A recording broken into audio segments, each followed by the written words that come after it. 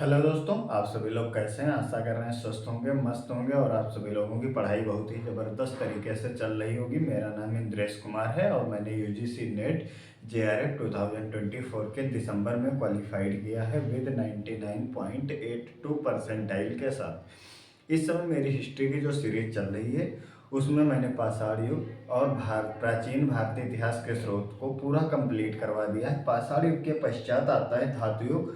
धातु युग में जो चल रहा था वो ताम्र पाषाण युग चल रहा था। ताम्र पाषाण युग के बाद आएगा कांस्य युग, कांस्य युग के पश्चात आएगा लौह युग।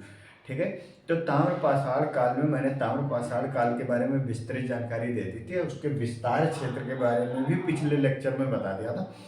आज मुझे ये बताना है, हाँ, जो तीसरा लेक्चर हो रहा है ताम्र पाषाण काल पे, उसमें बात होगी कि ताम्र पाषाण कालीन संस्कृतियों का महत्व क्या है। क्या ताम्र पाषाण कालीन संस्कृतियों का महत्व क्या है, देखते हैं। पाषाण ताम्र पाषाण संस्कृति का महत्व यानी इंपॉर्टेंस ऑफ किसका आ जाएगा, चैल्कोलिथिक कल्चर की बात हो जाएगी। तो आज जिस टॉपिक पे बात हो रही है उसका नाम है ताम्र पाषाण कालीन संस्कृति का महत्व। तो बात ये हो रही है कि जिस समय ताम्र पाषाण काल का मतलब ये है कि ऐसा टाइम पीरियड जिसमें ताम्र के उपकरणों के साथ या उसके औजारों के साथ साथ पाषाण उपकरणों का भी प्रयोग होता था, उसे ताम्र पाषाण संस्कृति के नाम से जाना जाता था। कल मैंने ये बताया था कि इसके साथ साथ क्या हुआ था, इसके विस्तार क्षेत्र जैसे दक्षिण पूर्वी राजस्थान था, पश्चिमी मध्य प्रदेश था, पूर्वी भारत था, पश्चिमी भारत था, दक्षिण भारत था, गंगा यमुना के दोआब थे, जहाँ पे ताम्र पाषाण कालीन संस्कृतियों के उपकरण देखने को मिलते थे। तो आज बात हो रही है जो ताम्र पाषाण उपकरणों की खोज हुई। जो ताम्र पाषाण है ये भारतीय संस्कृति के इतिहास में महत्वपूर्ण रोल प्ले करता है, यानी महत्वपूर्ण भूमिका है भारतीय संस्कृति के इतिहास में। जब ताम्र पाषाण कालीन संस्कृतियों का विकास हुआ, जब ताम्र पाषाण कालीन उपकरण खोजे गए तो क्या हुआ, कृषक संस्कृति का विकास हुआ।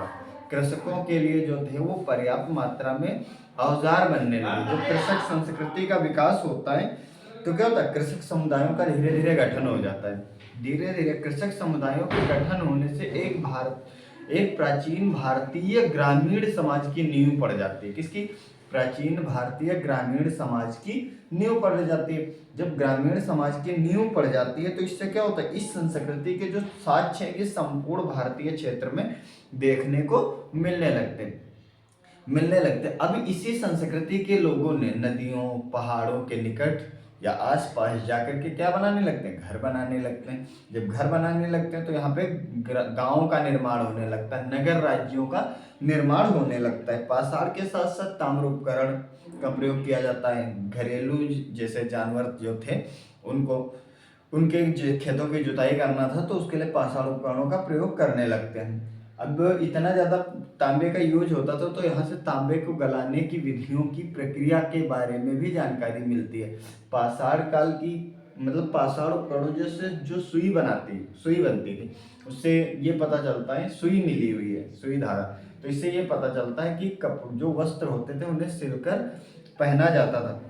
अब इतनी जितनी भी ताम्र पाषाणिक संस्कृतियां चली, ठीक है, उसमें चाक से निर्मित यानी चाक निर्मित लाल मृदभांडों का प्रयोग किया जाता था, जिसपे काले रंग से क्या किया जाता था, अलंकरण किया जाता था, जिससे नैदानिक मृदभांड यानी डायग्नोस्टिक मृदभांड के नाम से भी जाना जाता था। यानी जितनी भी संस्कृतियां चली ताम्र पाषाण काल में वो सभी संस्कृतियां कैसी होती थी, तो वो जितनी भी संस्कृतियां थी वो सभी संस्कृतियां जो चाक से निर्मित लाल रंग की होती थी। चाक से निर्मित लाल रंग के मृदभांड बनते थे, उस पर काले रंग से क्या किया जाता था, उसमें काले मृदभांडों से अलंकरण किया जाता था। काले रंग से अलंकरण किया जाता था। जो चित्रित मृदभांडों का साक्ष्य मिलता है वो कहाँ से मिलता है, इसी संस्कृति से सर्वप्रथम मिलता है। तो अब ये चीज समझ में आ गई होगी। तो आज मैं जिस टॉपिक पे बात कर रहा हूँ उसमें बात कर रहा हूँ ताम्र पाषाणिक संस्कृति यानी ताम्र की खोज होने से भारतीय संस्कृति की क्या लिखना है, भारतीय संस्कृति, भारतीय संस्कृति के विकास में, भारतीय संस्कृति के विकास में महत्वपूर्ण योगदान है। किस संस्कृति का, ताम्र पाषाण, महत्वपूर्ण योगदान। ठीक है। और जो कृषक संस्कृति आई तो इससे क्या हुआ, कृषक समुदायों का विकास हुआ, कृषक समुदायों का विकास। ठीक है। अब जो कृषक समुदायों का विकास हुआ, गांव किसानों के गांव का निर्माण होने लगता है, तो इससे क्या हो जाता है, कृषक ग्रामीण समाज की नींव पड़ जाती है। कृषक ग्रामीण समाज, कृषक ग्रामीण समाज की नींव पड़ जाती है, की नींव। जिस तरह का गांव हो गया, तो यानी इस तरह के जो ग्रामीण ताम्र पाषाण ग्राम में संस्कृतियों का जो विकास वह वो किससे हुआ, ताम्र पाषाण उपकरणों का बहुत ज्यादा रोल है। ठीक है कृषक, अब इस तरह से हो जाती है। तो इसी तरह की संस्कृति के साक्षी यानी संपूर्ण भारत में क्या हो जाता है, संपूर्ण भारत में, उस समय संपूर्ण भारत में इसी संस्कृति के साक्ष्य देखने को मिलने लगते हैं। इसी संस्कृति की साक्ष्य देखने को मिलते हैं। ठीक है, ये चीज समझ में आ गई। अब इसी संस्कृति के साक्ष्य मिलते हैं तो कैसे होते हैं, इस संस्कृति में जो मृद भांडों का प्रयोग किया जाता था वो लाल रंग के होते थे। कैसे, लाल मृद भांड, लाल मृद भांड, और काले रंग के, और काले रंग के मृद भांड, काले रंग से क्या किया जाता था, अलंकरण, तो अलंकरण किया जाता था, इसलिए इसे क्या कहा जाता था, डायग्नोस्टिक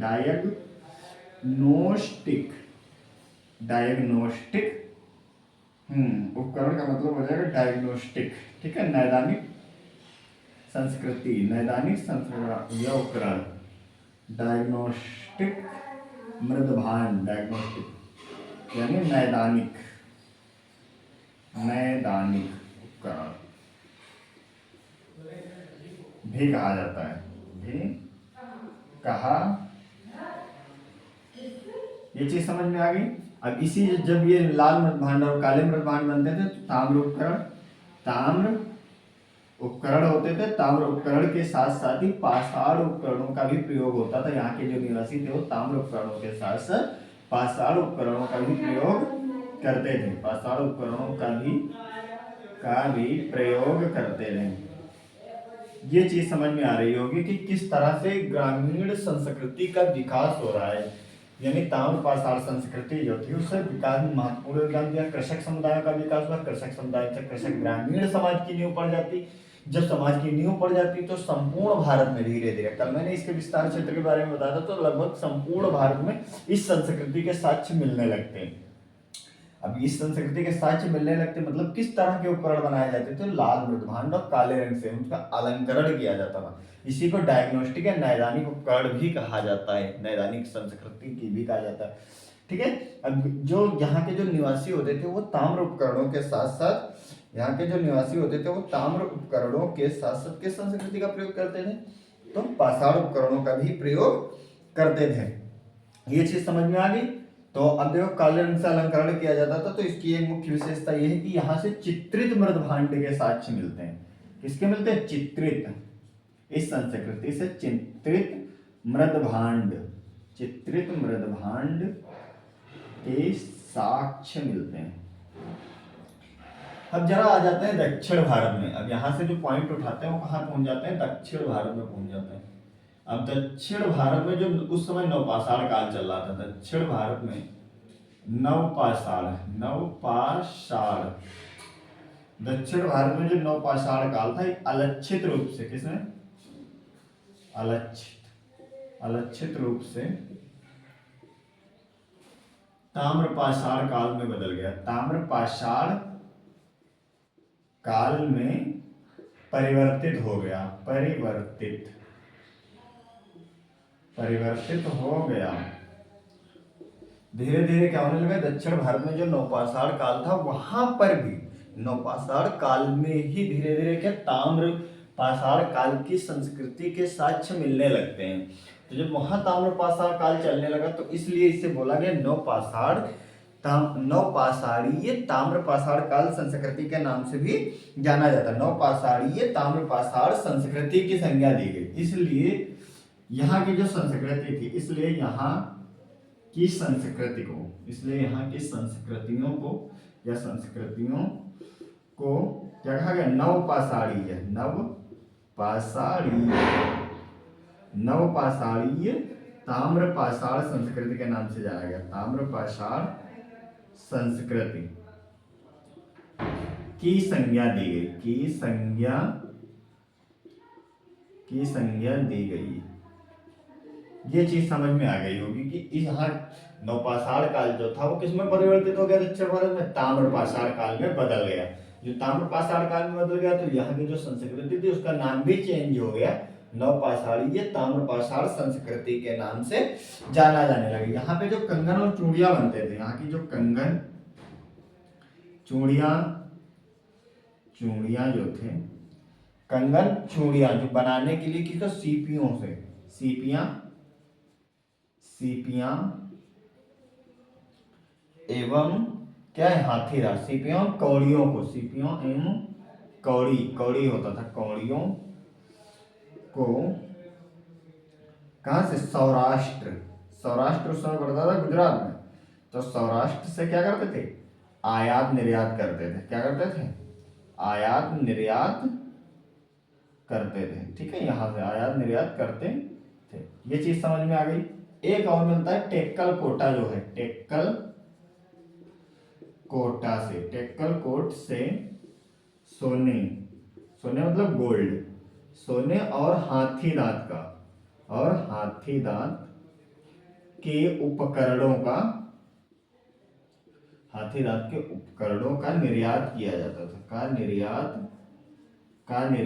किया जाता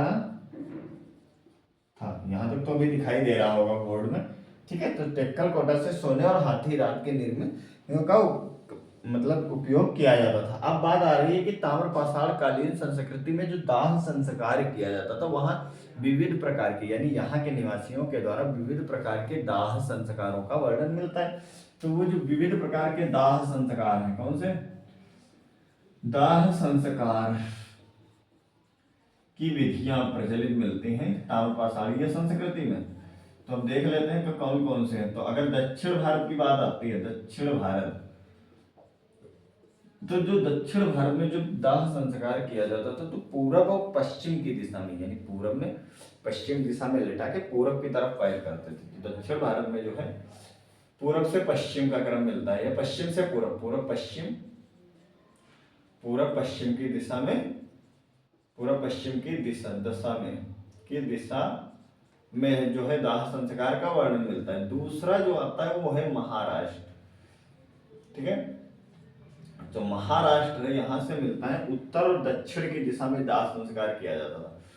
उत्तर से दक्षिण की दिशा में, उत्तर से दक्षिण था। एक था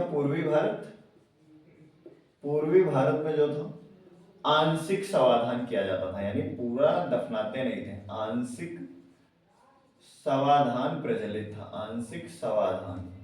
अब बात आते हैं पूर्वी भारत हो गया, पश्चिमी भारत,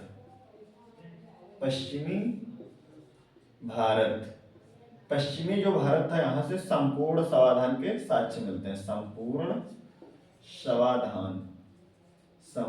समाधान के साक्ष्य जो है देखने को मिलते हैं। पश्चिमी भारत से संपूर्ण समाधान के साक्ष्य जो है वो देखने को मिलते हैं। ताम्रपाषाण संस्कृतियां जो थी, क्या लिखा है, ताम्रपाषाण संस्कृति के निवासियों ने मिट्टी और धातुओं के मृत भांडों का प्रयोग किया। यानी यहाँ की जो संस्कृति थी, ये क्या थे, मिट्टी और धातु के मृद भांड प्रयोग करते थे, मिट्टी और धातु के मृद भांडों का प्रयोग करते थे। तो मृद भांड जो थे, यहां से जो दो मृद भांड निकल के आए, ये जो प्रचलित थे, एक था काला या लाल मृद भांड, दूसरा एक जो था वो गैरिक मृद भांड था। क्या था, गैरिक मृद भांड दिख रहा है, गैरिक मृद भांड यानी OCP ये। और लाल इसको बोलते हैं कृष्ण लोहित। क्या बोलते हैं, कृष्ण लोहित मृद भांड, कृष्ण लोहित मृद भांड। ये चीज समझ में आ गई, कृष्ण लोहित मृद भांड के नाम से जाना जाता है। किस नाम से जाना जाता है? कृष्ण लोहित। तो ये जो कृष्ण और लोहित मृदभांड था ये सर्वाधिक प्रचलित था। कहाँ था? सर्वाधिक प्रचलित मृदभांड, सर्वाधिक प्रचलित मृदभांड, यानी ज्यादातर ताम्रपाषाण कालीन संस्कृति में काले या लाले रंग के मृदभांडों का ज्यादातर प्रयोग किया जाता था। ये जो गैरिक मृदभांड है OCP, occur coloured pottery, OCP का फुल फॉर्म क्या हो जाएगा? OCHRE, occur coloured pottery. ठीक है, ये हो गया। तो जो ये ओसीपी है इसके जो संबंध मिलते हैं ये गंगा यमुना के दोआब से मिलते हैं। किससे मिलते हैं? गंगा यमुना के दोआब से, गंगा यमुना के दोआब से। अब ये चीज समझ में आ गई होगी कि ये जो संस्कृति चल रही थी इस संस्कृति का महत्व क्या है। ठीक है, तो अब ध्यान से देखना कि एक बार पुनः रिकैप करवा देते। ये जो ताम्रपाषाण संस्कृति थी इस संस्कृति का भारतीय संस्कृति के विकास में महत्वपूर्ण योगदान रहा है। क्यों? क्योंकि इसी संस्कृति से कृषक समुदायों का विकास होता है। क्योंकि जब तांबे की खोज करी गई तो तांबे से हल बनाना, जुए बनाना, नाव बनाना, यानी खेती के जो उपकरण थे उन्हें बनाना आसान हो गया। खेतों की जुताई भी आसानी से होने लगी। इससे पहले लकड़ी के औजारों से लकड़ी का हल बनाया जाता था, उससे जमीन की खुदाई की जाती थी, बड़ी मुश्किल से जमीन की खुदाई हो पाती थी। लेकिन जैसे जैसे तांबे की खोज हुई, धातु की खोज हुई, कृषक क्रांति में बदलाव देखने को मिला, बहुत बड़ा परिवर्तन देखने को मिला। ठीक है, कृषक समुदाय का विकास हो जाता, व्यापार वाणिज्य में वृद्धि हो जाती क्योंकि मोहरें बनाई जाने लगी। तो जब कृषक समुदायों का विकास हो गया तो एक तरह का एक ग्रामीण समाज डेवलपमेंट हो गया, यानी जो लोग गांव में रहते थे वो सभी लोग किसान थे और उस तरह से एक सोसाइटी यानी समाज का निर्माण हो जाता है। जब इसी तरह के समाज का निर्माण हो जाता है तो धीरे धीरे इसका विस्तार होते होते संपूर्ण भारत में इसी संस्कृति के साक्ष्य मिलने लगते हैं, यानी तांबे और पाषाण उपकरणों का प्रयोग किया जाने लगता है। ठीक है, अब इसी संस्कृति की एक मुख्य विशेषता ये है कि यहाँ पे जो भी उपकरण यूज करे जाते हैं वो लाल मृदभांड यानी जो पॉटरी होती थी, जो बर्तन होते थे, लाल मृदभांड और काले रंग से उनका अलंकरण किया जाता था। क्योंकि यही मिट्टी से, और क्योंकि यहाँ के जो निवासी होते थे वो मिट्टी और धातु के बने हुए उपकरणों का प्रयोग करते थे। तो मिट्टी और धातु के मृदभांड जो थे वो दो प्रकार के मिलते हैं, कृष्ण काला या लाल मृदभांड जिसे कृष्ण लोहित मृदभांड के नाम से जाना जाता है। ठीक है, ताम्रपाषाण कालीन संस्कृति में सर्वाधिक जो प्रचलित मृदभांड है ये कृष्ण लोहित मृदभांड है। दूसरा है गैरिक मृदभांड जिसे ऑकर कलर्ड पॉटरी के नाम से जाना जाता है। इसका सीधा संबंध हस्तिनापुर, अतरंजी, खेड़ा जैसे गंगा यमुना के दोआब क्षेत्र से या ऊपरी गंगा क्षेत्र से मिलता है।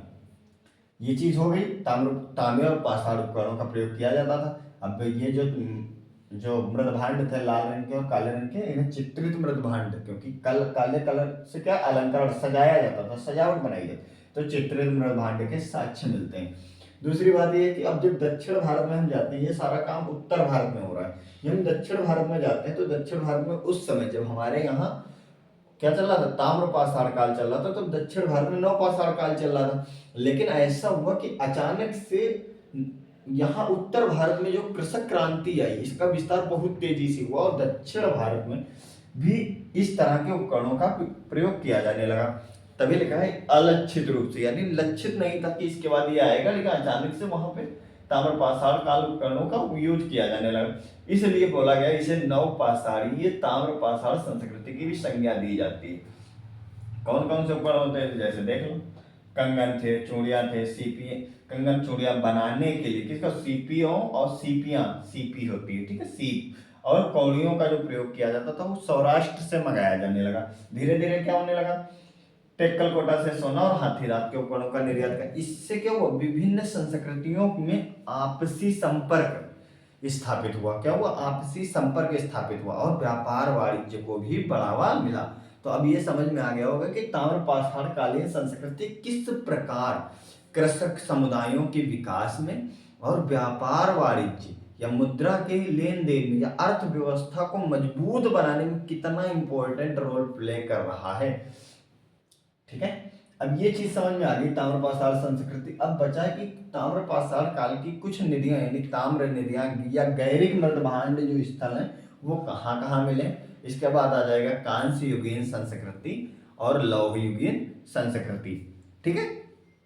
एक, हाँ ठीक है। तो आशा कर रहे हैं ये जो सीरीज चल रही है एंशिएंट हिस्ट्री की, ये आप सभी लोगों को पसंद आ रही होगी, और इसके प्रॉपर नोट्स बनाते रहें, रिवीजन भी करते रहें, क्योंकि दिसंबर का एग्जाम आने वाला है। और ये जो स्पेशली पढ़ाई हो रही है यूजीसी नेट के लिए या असिस्टेंट प्रोफेसर लेवल से हो रही है, ठीक है। तो आशा कर रहे हैं ये सीरीज आप लोगों को काफ़ी पसंद आ रही होगी, और तब तक के लिए जय हिंद, जय भारत।